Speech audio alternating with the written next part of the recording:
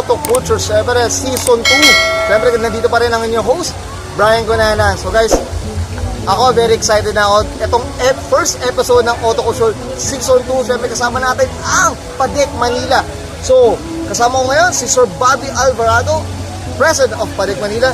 Syempre si Sir Alvin Gureyev, advisor ng Padek Manila. So, sir, good evening, thank you, boss. Thank you for having us with your, boss, thank you. With your episode. Oo. So, I'm sure, ano ba, nakakailang bote na pa tayo, boss?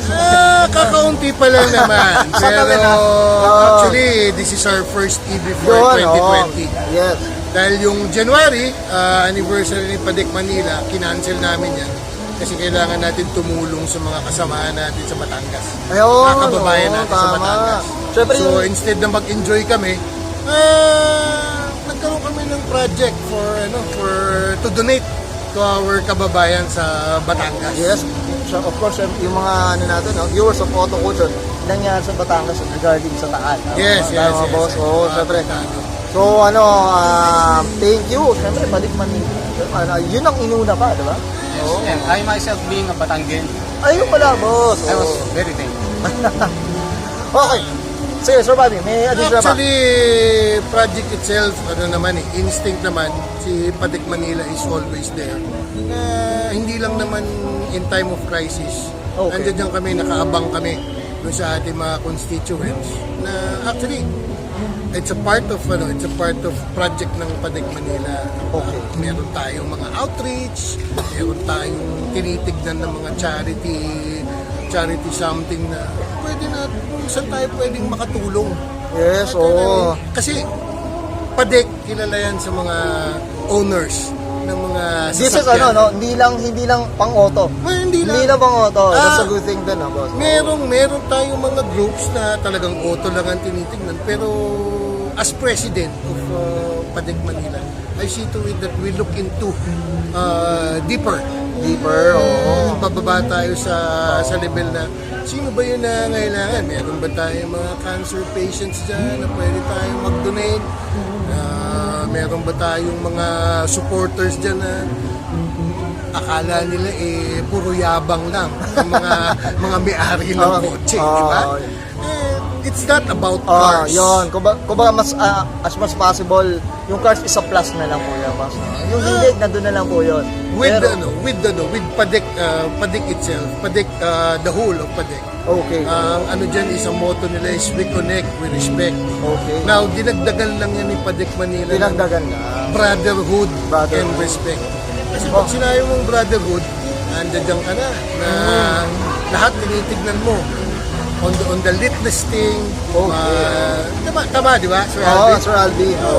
We're looking into how to help our constituents na nakikita natin. It's not but Manila. It's all about our As a whole, boss. As a whole. As a general. Kumbaga, general. hindi lang pang kotse, pangkalahatan, boss. Oo. Tama ba? Boss, syempre, mga viewers of Auto Culture and subscribers very curious, paano ba nag-start si Padek Manila, Sir Alvin? Paano ba nag-start po? To my recall, nag-umpisa ang Manila when they decided to have their own chapter. Okay. And with the blessing of the main chapter from Pampanga,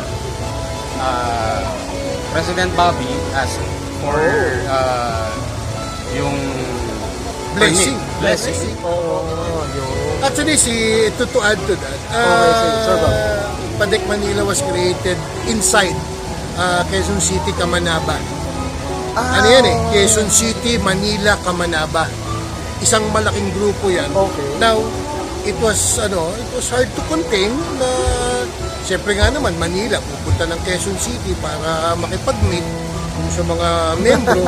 So, what happened is parang kami na magkakadikit na rin inside the group na nag-usap-usap kami. Baka naman pwede natin pag-aralan na hirita natin na bumukod na si Manila. Kasi masyadong malawak, boss. Tama ba? Masyadong malawak ang scope. Masyadong malawak ang scope. So, nag-workout kami and kung titignan mo, iilan-ilan lang ang naging grupo nitong Manila. to Okay. start with. Ilan ba members, Sir Bob?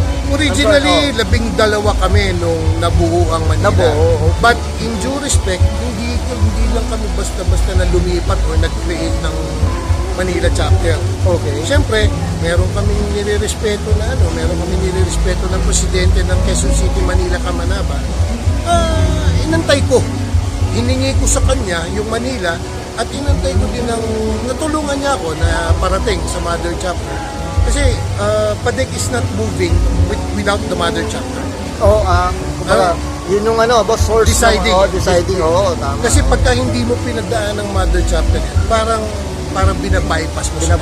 Parang koloro. Parang ganun na din doon. Ang nangyari, koloro talaga. So, ang nangyari ngayon, so we waited for the blessing to speak with si Al Ungria was the one helped me Yun, bro. na Mataas, para Al. para mabukod ang Manila. Yes.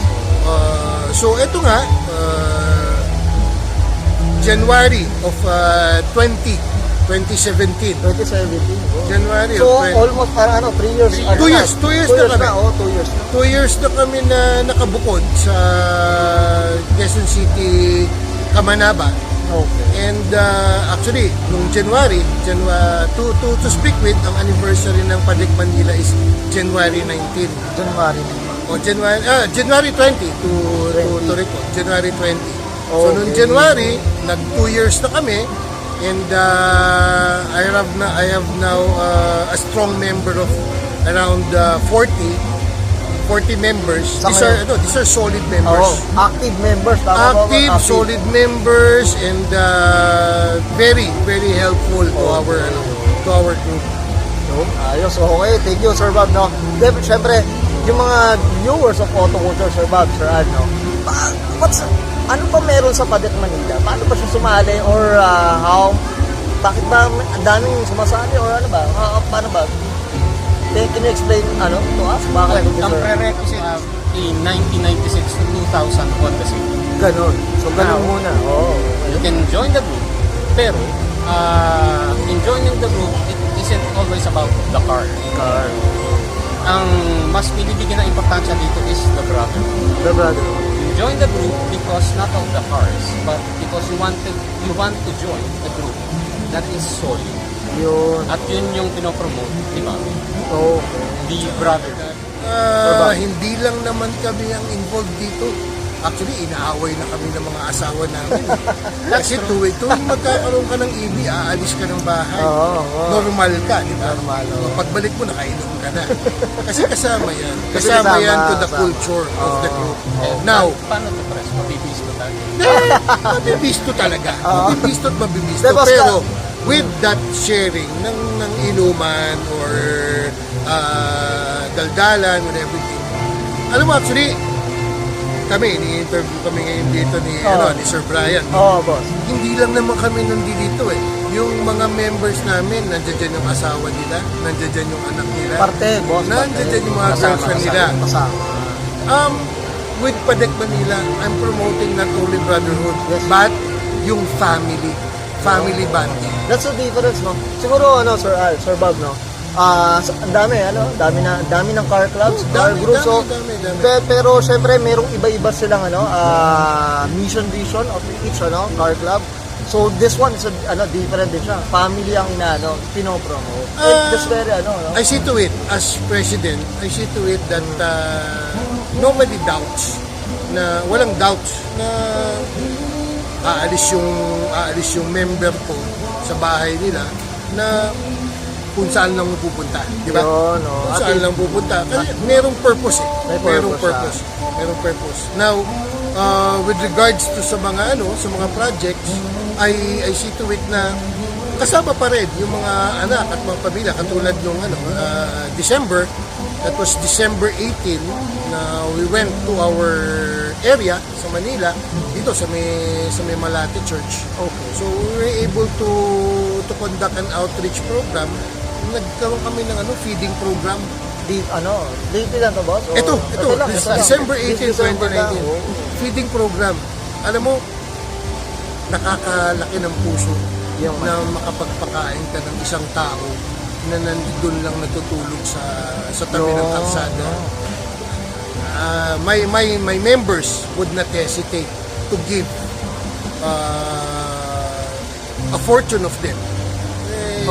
Mga blessed naman yung mga yan, may mga trabaho yan.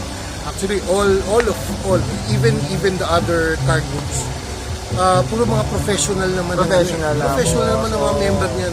So, they could give at least... And iba yung feeling, Sir Bob. Oh, That's syempre, right. syempre. Iba yung feeling. Syempre. If kasama mo yung members mo, not only for cars, but this one is helping other people. Diba? Diba, boss? Yun yung Makikita mo kagandahan. sila eh.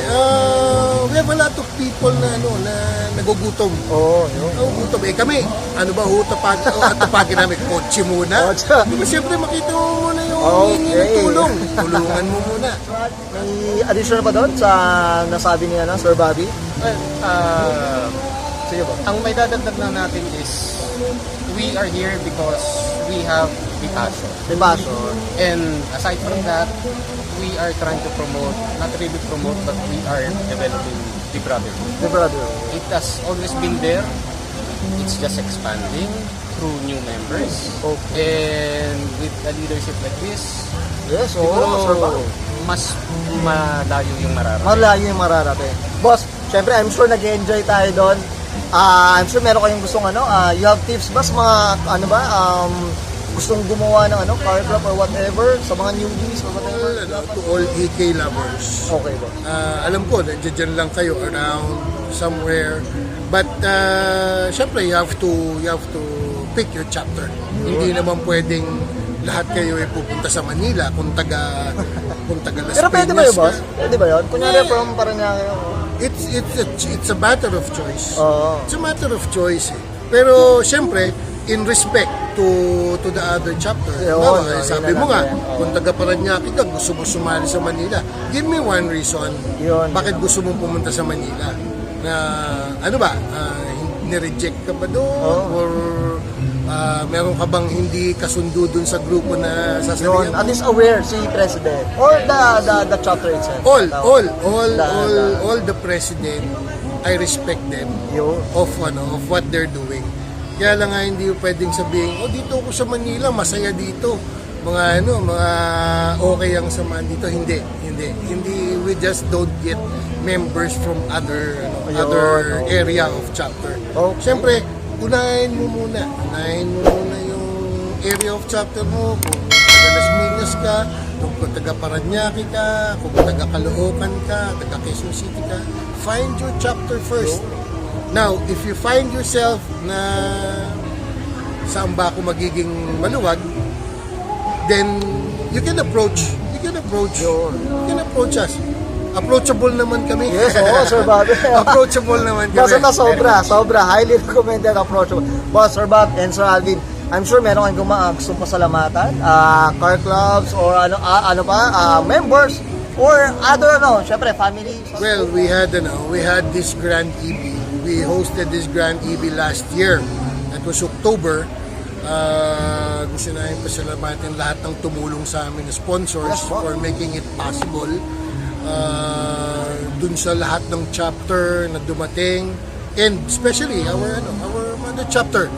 I'd like to thank President Riz Calara and the admin officers of Pampanga, the mother chapter, for supporting our Grand EB. The Grand EB. Yeah, sure, daming oo. dumating na boss, sponsor, and it was very delightful event Yes, oo.